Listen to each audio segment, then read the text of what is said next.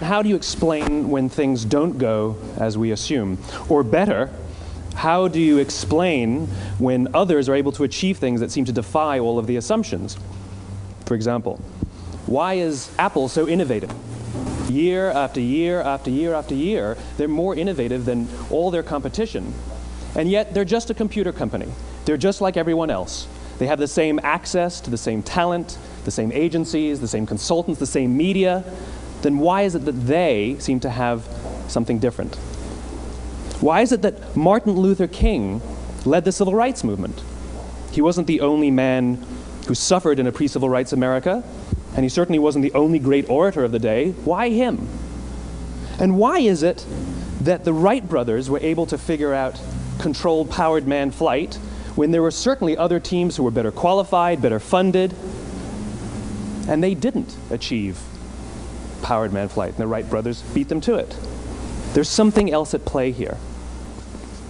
Why, how, what?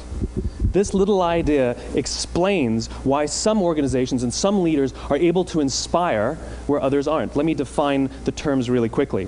Every single person, every single organization on the planet knows what they do, 100%. Some know how they do it, whether you call it your differentiating value proposition or your proprietary process or your USP. But very, very few people or organizations know why they do what they do. And by why, I don't mean to make a profit. That's a result. It's always a result. By why, I mean what's your purpose? What's your cause? What's your belief? Why does your organization exist? Why do you get out of bed in the morning? And why should anyone care? Well, as a result, the way we think, the way we act, the way we communicate is from the outside in. It's obvious. We go from the clearest thing to the fuzziest thing. But the inspired leaders and the inspired organizations, regardless of their size, regardless of their industry, all think, act, and communicate from the inside out. Let me give you an example. I use Apple because they're easy to understand and everybody gets it. If Apple were like everyone else, a marketing message from them might sound like this. We make great computers. They're beautifully designed, simple to use, and user-friendly. Want to buy one? Meh.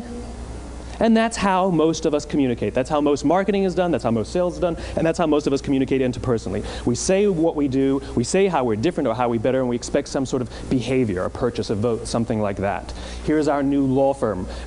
We have the best lawyers with the biggest clients. We have, we always perform for our clients, do business with us. Here's our new car. It gets great gas mileage. It has, leather seats. Buy our car.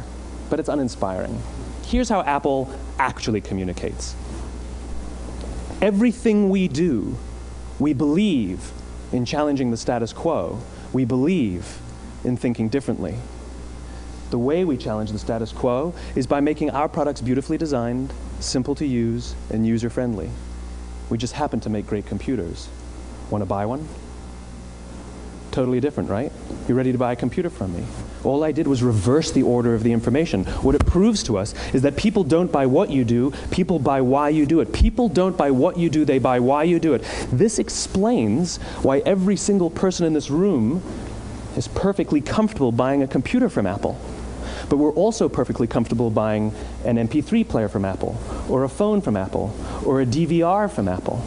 But as I said before, Apple's just a computer company. There's nothing that distinguishes them structurally from any of their competitors. Their competitors are all equally qualified to make all of these products. In fact, they tried. A few years ago, Gateway came out with flat-screen TVs.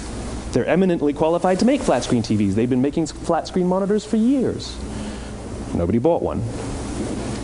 But if you don't know why you do what you do, and people respond to why you do what you do, then how will you ever get people to vote for you or buy something from you, or more importantly, be loyal and want to be a part of what it is that you do?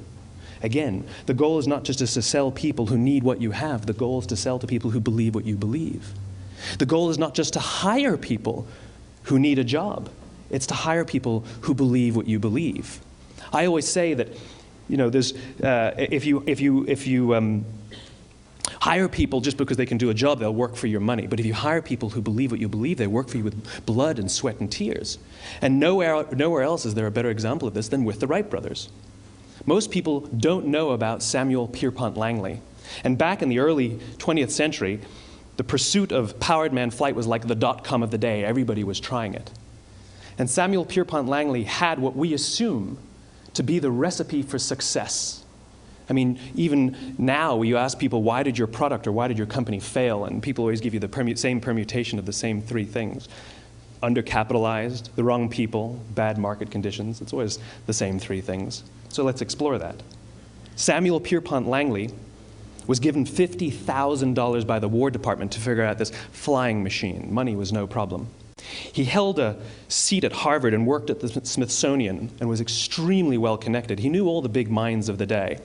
He hired the best minds money could find, and the market conditions were fantastic. The New York Times followed him around everywhere, and everyone was rooting for Langley.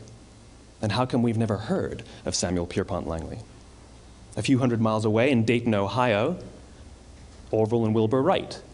They had none of what we consider to be the recipe for success. They had no money. They paid for their dream with the proceeds from their bicycle shop. Not a single person on the Wright brothers' team had a college education, not even Orville or Wilbur. And the New York Times followed them around nowhere. The difference was Orville and Wilbur were driven by a cause, by a purpose, by a belief. They believed that if they could figure out this flying machine, it'll change the course of the world. Samuel Pierpont Langley was different. He wanted to be rich, and he wanted to be famous. He was in pursuit of the result. He was in pursuit of the riches. And lo and behold, look what happened. The people who believed in the Wright brothers' dream worked with them with blood and sweat and tears. The others just worked for the paycheck. And they tell stories of how every time the Wright brothers went out, they would have to take 5 sets of parts because that's how many times they would crash before they came in for supper. And eventually, on December 17th, 1903, the Wright brothers took flight.